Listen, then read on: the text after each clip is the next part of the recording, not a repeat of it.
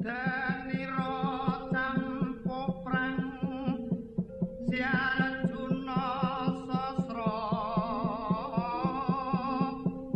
lawan Raden Sumantri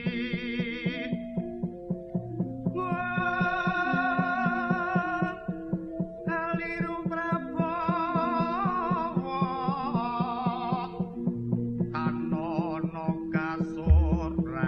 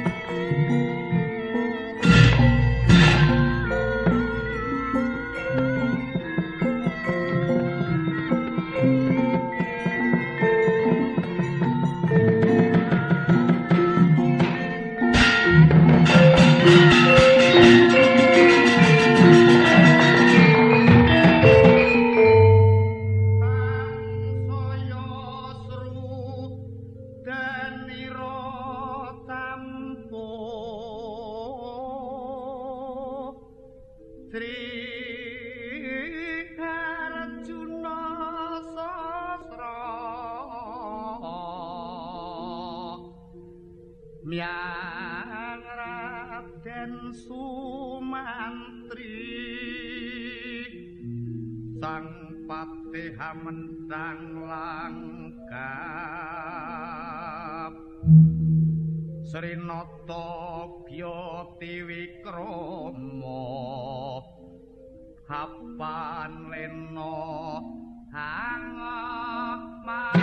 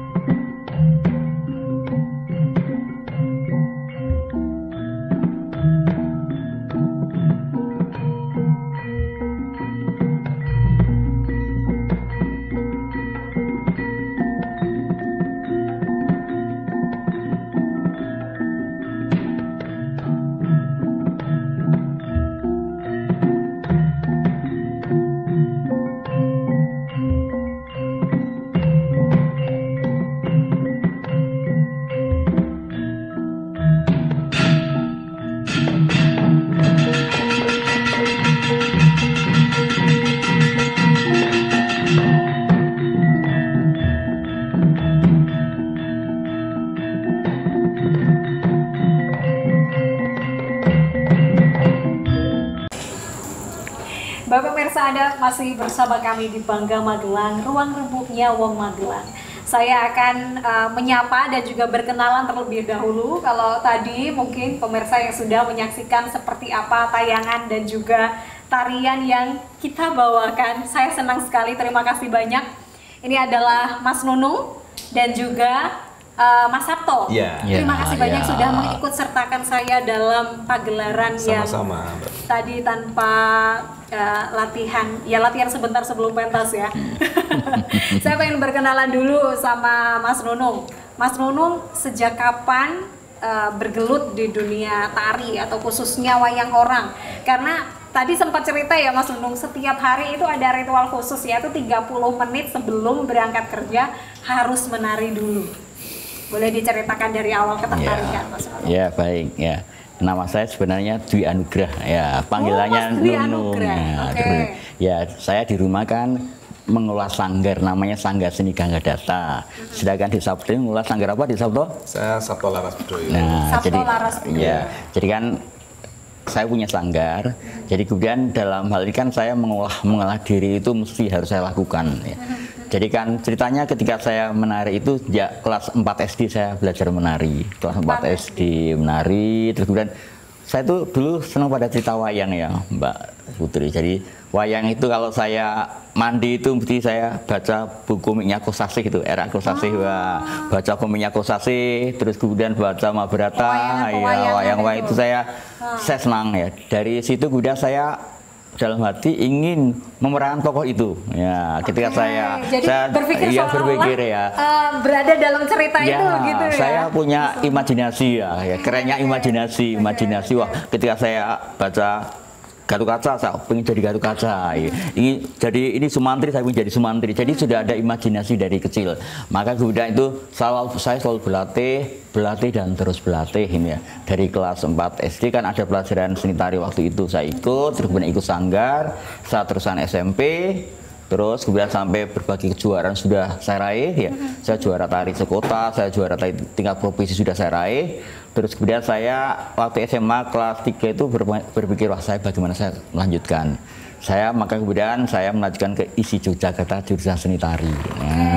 Jadi dari awal sudah tahu tujuannya ya, Mas Sabto. Ini Mas Nunung dari awal sudah tahu saya ingin jadi penari, sudah mencintai tari hingga saat ini. Ya, tapi begini Pak, kan saya punya berpikiran, saya jadi penari. Tapi kalau tari kan seni pertunjukan, kalau seni pertunjukan sesaat ya.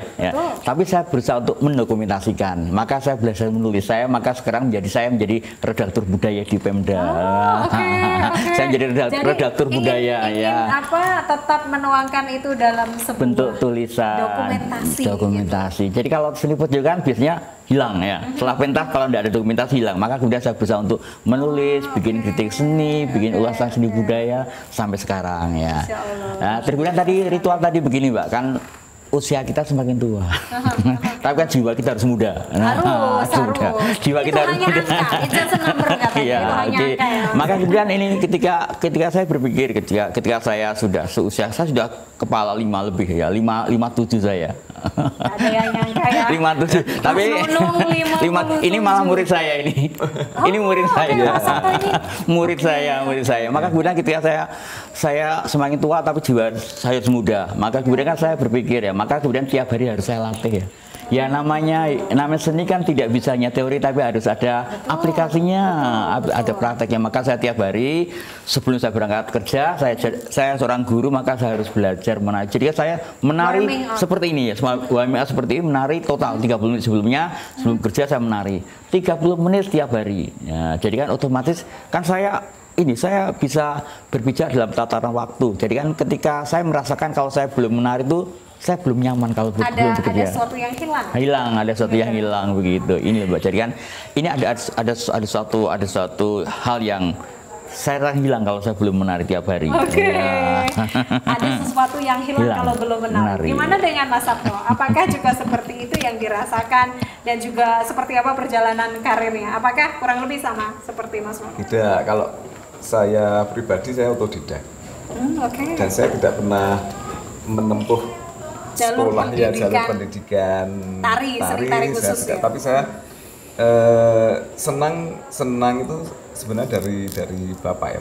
Bapak bukan penari tapi bapak pecinta tari, pecinta wayang orang, itu yang sering diperdengarkan tiap sore lewat radio pada waktu saya kecil. Nah, setelah saya besar itu yang membentuk saya jadi menari. Sebenarnya saya tidak dari kecil, tapi saya udah besar menari, belajar itu dari usia tidak berapa dari kira-kira, anak-anak, tapi saya Mas Sabto? udah usia 20-an.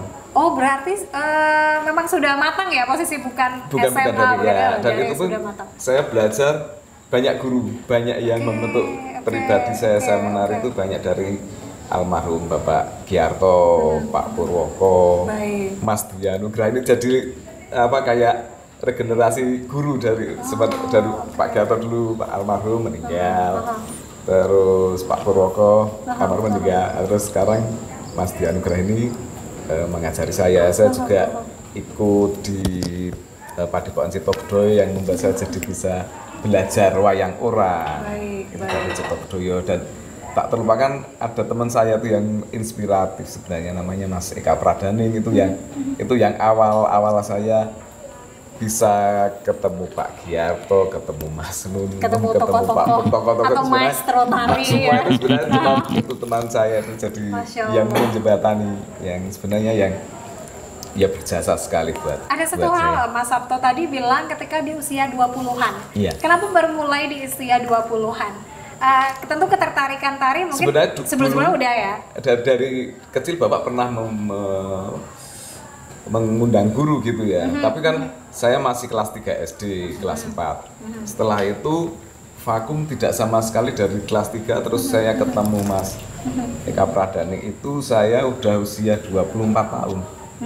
Itu pun kenangan yang sangat manis. Gimana cerita pertemuannya?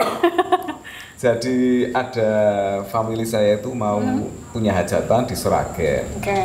Nah itu kepingin ada tariannya. Pada waktu itu Mas Eko Pradaning itu kan bisa nari loh. Itu teman SMA. Dia saya ajak, kok gimana kalau kamu menari? Oh ya, Bu kamu juga nari. Aku nggak bisa, saya bilang gitu. Coba ke guru saya, bilang gitu, ke almarhum Pak Giarto. Setelah sampai di almarhum Pak Giarto lihat saya udah besar tuh, udah usia 24 pada waktu itu. Pak Giarto bilang, ini udah daun debok kita batang pisang yang nggak bisa ditekuk-tekuk gitu loh. Kaku gitu ya katanya. Aku bilang gitu, terus ya, saya bilang ya udah nggak usah, saya nggak usah. Terus Ekonya udah coba dulu. Saya latih tari Gawirano, bisa dilatih 3 hari 3 malam dari jam 7 pagi sampai 7 malam. Istirahat sunat dilanjut sampai jam 1. 3 hari berturut-turut cuman hafal. Nah, setelah itu diantar ke Pak Giarto lagi. Terus Pak Giarto coba nari. Saya cuma hafal tapi tidak luwes gitu ya.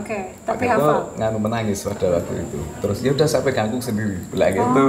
Akhirnya terus sama Pak Giarto potensi itu mungkin ya. Itu sampai Pak Giarto meninggal, Pak Purwoko, terus Mas Dwi Anugrah, terus sekarang ada di Sanggar Joglo Pete. Saya juga ikut Mbak Rachel sama Pak Adi, di sana ada Pak Tejo Sulistyo dan Pindah juga. Jadi banyak sekali guru-guru yang melahirkan akhirnya sosok Mas Sabto hingga saat itu ini. bisa ada Mas Citras itu memang wayang orang. Apa tarian pertama yang tadi dikuasai yang dipelajari? Gambiranom. Apa Mas? Gambiranom. Dan itu pada waktu pentas di Sragen itu kan tamunya yang ada di perkawinan ada 2.000 orang pada waktu itu. Itu pementasan pertama dan saya dan besar langsung dan gitu. besar itu almarhum Pak Gerto juga bilang, Mas Sabto berani bilang itu. Ya berani saya bilang itu. Betul ini berani. Tamunya banyak ini di Sragen itu Solo itu. Wah itu banyak sekali tokoh-tokoh penari dan mungkin ada yang lain nanti aduh saya malu kok kalau tidak bagus. Berani ya udah dandan seperti ini kok tidak berani ya saya berani ya. Ya udah kalau berani saya terus cuman mungkin Pak Giarto pakai air putih membaca doa coba diminum akhirnya pada waktu itu pun kita menari Pak Giarto bilang saya kepingin ganti tarian tidak kamu harus paling tidak 10 kali kamu cari tempat perkawinan kamu menari di perkawinan 10 kali baru nanti ganti tarian lain. Jadi ini ya ada tantangan untuk apa namanya jam tayang ya jam terbang gitu jam terbangnya gitu. Akhirnya ya sampai saat sekarang ini, luar biasa dan juga memiliki sanggar sendiri. Ya, alhamdulillah ini ada Sanggar Sabto Laras Budoyo itu ya. Kalau apa Mas tadi? Ya bagian dari sebenarnya itu sanggar itu kebentuk dari almarhum Pak Giarto awal dulu. Jadi meneruskan ya. Salah satu amanah mungkin ya untuk meneruskan luar biasa sekali. Ini bersama orang-orang bertalenta ini rasanya wah. Melihat orang dengan talenta, saya tuh segini gitu. Makeup sendiri pun saya otodidak juga. Oh, otodidak juga. Makeup ada... karakter yang tadi barusan saya juga di make up oleh Mas Sabto ya. Mungkin pemirsa yang ingin tahu, kita mulai dari pagi tadi. Itu juga otodidak. Ya belajarnya juga dari Padepokan Cipto Budoyo, bisa diajar-ajari Pak Giarto sendiri cara make up yang betul karakter seperti itu. Luar biasa. Kalau kita kembali ke cerita tokoh tadi ya, penokohan. Tadi saya sebagai apa? Mungkin siapa yang mau menceritakan? Mas Nunung. Ya, tadi kan Mas Nunung dan juga Mas Sabto. Tadi kan ceritanya kan dari tari klasik. Ini kan tadi kan kita menari tari klasik ya. Tari klasik kan berasal dari istana yang punya konvensi yang baku, yang punya ciri khas yang punya ketentuan yang pakemnya ya. Jadi kan kalau tari klasik memang dari istana, jadi sudah ada konvensi tersendiri, sudah ada aturan tersendiri. Jadi kan itu tari klasik. Nah, salah satunya adalah tari Harjunosoro Sumantri. Jadi kan jadi ceritanya begini. Jadi kan waktu itu kan Sumantri adalah patihnya, panglima perangnya dari kerajaan Maespati dari Prabu Harjuna Sasra ini. Kemudian dia dimohon ya, kamu nanti bisa mengabdi di sini seterusnya asal kamu bisa memboyong putri dari kerajaan Magadha yang namanya Citrawati seperti Mbak Putri itu Citrawati ya. Terima kasih. Ya, kemudian ternyata kan perjuangannya tidak mudah ya Mbak. Perjuangan tidak mudah Sumantri itu kan. Kemudian dia harus mengalahkan Raja Seribu Negara. Jadi waktu itu kan disayembarakan. Sebelum kisah tadi itu sebenarnya sebelumnya itu. Ya, jadi kan Sumantri mengalahkan para raja Seribu Negara yang mau meminang Putri Citrawati. Yang bisa mengalahkan adalah Sumantri itu. Sumantri itu bisa mengalahkan. Nah, kemudian akhirnya diboyong ke Maespati. Nah, ternyata dalam hati kita Sumantri begini ya. Kok enak sekali raja saya ya. Nah, saya yang berjuang keras, yang mengalahkan raja-raja Seribu Negara, tapi kok kemudian tinggal saya nyerahkan putri kok dia enak, dia hanya duduk di singgasana enak. Maka kemudian kan dia dalam hati kecilnya ingin mencoba kemampuan rajanya itu ya. Dia bisa nyamai saya, menyamai saya, dia hanya enak duduk di singgasana. Ya. Saya sudah mengalahkan 1000 negara untuk memboyong Citrawati. Ya, ini. Tapi ternyata ini kan Harjuna Sasrabau juga orangnya memang tidak sombong dan hati sudah melayani ya. Jadi sifat terima tantangannya terus kemudian malah dia kan pakainya sama ini, pakainya hampir sama ini sama. Ini kan waktu itu kan kalau ya namanya patih kan levelnya di bawahnya itu pakainya tidak seperti ini. Kemudian Prabu Harjuna Sasra ketika dapat tantangan ada surat tantangan dari Sumantri. Ini kan ketika Mbak Putri tadi saya bawa sana sebenarnya kan di tapal batas ya, VIP itu gerbang. Kemudian saya akan masukkan ke dalam pintu gerbang setelah kamu mengalahkan saya gitu. Nah, itu pesan ya itu dari cerita itu ya. Kemudian Arjuna Sarbau menerima, baik ya. Kalau begitu saya terima tantangannya dan kemudian tolong dikasih pakaian yang sama dengan saya, kan luar biasa ya. Pakainya sama. Saya tidak membedakan ya. Saya tidak membedakan. Dia pati saya, tapi usahakan pakaiannya seperti saya, seperti raja seperti saya. Jadi biar seimbang. Biar seimbang ya. Saya hargai tantangannya, saya hargai itu masukannya ke saya, kritikannya ke saya. Tapi kemudian usahakan tolong usahakan pakaiannya Sumantri sama seperti saya. Nah, ini kan menunjukkan raja bijaksana ini ya. Kalau dalam pewean itu memang kayak derajat atau apa itu kan dari busana ya. Iya, busananya. Ini kan harusnya tidak pakai ini harusnya pakai seperti Arjuna Gelung gitu ya, Arjuna. Tapi kemudian saya dia merintahkan panglima yang lain, senapatinya silakan bajunya seperti saya. Nah, dia menandakan bahwa dia menghargai bawahnya, dia menerima masukan dari bawahnya. Nah, dengan lapang dada dia menerima masukannya. Nah, terjadi peperangan itu akhirnya Sumantri mengakui kekalahannya, jadi mengakui kesatian dari sang raja. Jadi kan dia introspeksi, ternyata raja saya adalah raja yang luar biasa. Ya. Tidak hanya duduk di singgasana aja. Di ending cerita ini berarti tetap happy ending. Happy ending dia ngaku. Jadi kan saya menantang raja saya karena saya berusaha untuk mengetahui jawaban kemampuannya. Tapi ketika dia tahu kemampuannya, dia introspeksi. Ya, saya mengakui ya kekuatan Paduka. Jadi kan ininya malah sang raja sendiri kemudian mengakui ya. Jadi kan inilah memang anak buah saya yang gentleman ya. Anak buah saya yang bisa memberikan masukan saya, kritikan saya, harusnya pimpinan kita seperti itu ya, menerima masukan dari bawah ya, aspiratif, bottom up ya. Jadi kan ya, pemikiran bottom up harusnya dikondisikan sekarang ya. Jadi pemikiran dari arus bawah itu dikembangkan, terus kemudian dimusyawarahkan dan ini muncul kebijakan ya kan ya. Kritikan ini harusnya ditampung, kemudian dimusyawarahkan, baru muncul satu regulasi, kan enak itu ya. Betul. Ini kan sebenarnya ini satu satir ya, tari satir kritik sosial kepada kita bahwa keren ya. Dalam budaya ini juga ini ada satir kritik sosial melalui kesenian ini kan ini. Oh, ternyata kalau ada yang seperti itu, ternyata kita bisa mengupas secara kedalamannya. Oh, ternyata kita harus introspeksi sebagai pejabat ya. Menerima masukan dari bawah, aspiratif, bottom up harus dikondisikan di kedepan. Karena harusnya begitu sekarang ya. Nah, betul. Ini tarik itu nggak seperti itu. Kritik sosial kita sebenarnya kritik sosial. Jadi setiap budaya meskipun itu secara dilihat kalau orang awam kan melihat keindahan tarian ya. Tetapi ada kritik sosial yang disampaikan dalam sebuah budaya meskipun itu dalam tarian ya. Kadang orang tidak begitu memaknai ini hanya jalan cerita gitu ya. Kalau Mas Sabto sendiri ada yang ditambahkan tentang karakter-karakter yang dibawakan hari ini? Kalau mungkin untuk Sumantri sendiri itu kan punya adik Sukrosono ya Pak, yang kurang. Lah itu yang kurang bagusnya itu sebenarnya Sumantri itu ada perasaan malu punya adik yang wajahnya kayak raksasa. Sebenarnya dia yang membantu segalanya buat Sumantri, yang memindahkan taman taman sebetulnya itu ya adiknya itu. Tapi ada perasaan malu, ya itu yang kurang baik dari sosok penonton. Ya, jadi memang dalam wayang kan mesti ada nilai positif, nilai negatif bisa lihat. Jadi kan salah satu kelemahan dari Sumantri adalah dia malu melihat kondisi real yang sejatinya. Pada adiknya kok buruk muka, apalagi ketika adiknya itu masuk istana, wah kok seperti itu pada saya ganteng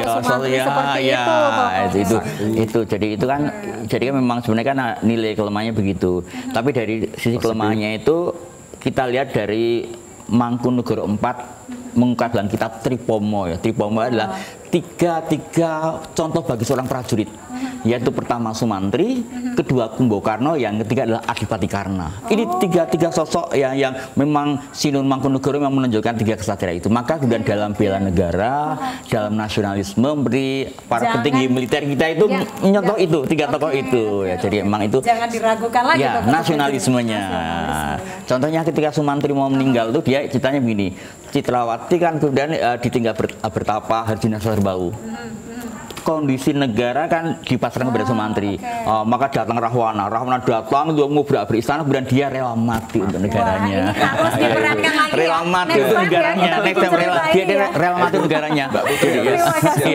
Dia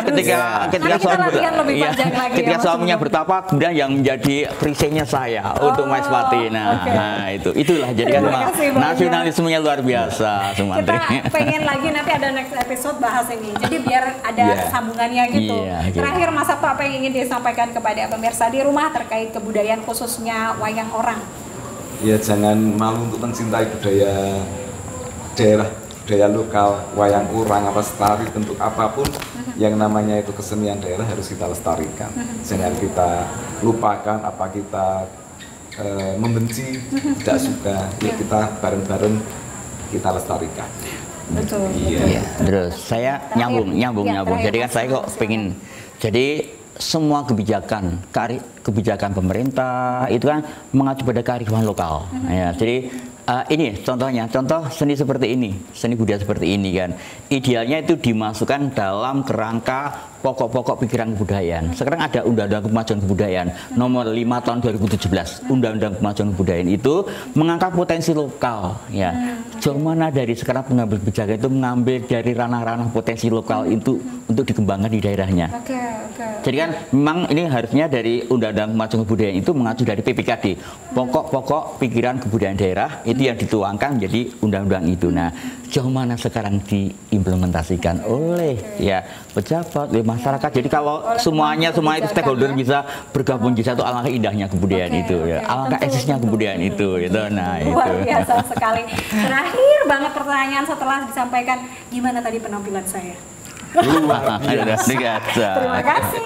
Luar biasa Pak Udri. Nanti kita lanjut lagi ya di episode.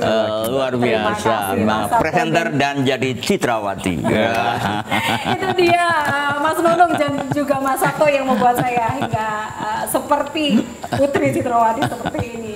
Dan pemirsa, itu dia tadi yang disampaikan bahwa memang kita harus selalu melestarikan dan juga mencintai kebudayaan kita. Memang tak mudah. Ini bukan hanya dipangku oleh sejumlah orang, para seniman ataupun para penari ini, tetapi oleh kita semua, para pemerintah, stakeholder, semuanya dari segala lapisan masyarakat. Tentu kita bisa. Saya Putri Ramadhani. Sampai jumpa.